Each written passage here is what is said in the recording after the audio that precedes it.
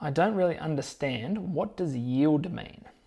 Okay, so yield is a concept that's very often used in real estate advertising and marketing. It's essentially the return measure that we can use to determine the cash flow position of a property. Now, there are two different yield figures that you'll see floating around: gross and net. Gross yield is a calculation made before expenses are taken out, and it's typically the one used in advertising. It's a simple calculation of the annual amount of rent that you hope to achieve divided by the price of the property.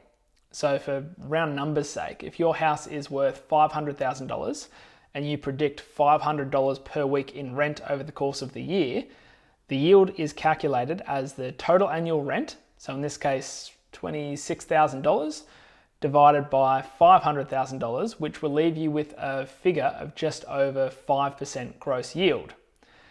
Net yield is a similar calculation, however it takes into account expenses or running costs of the property.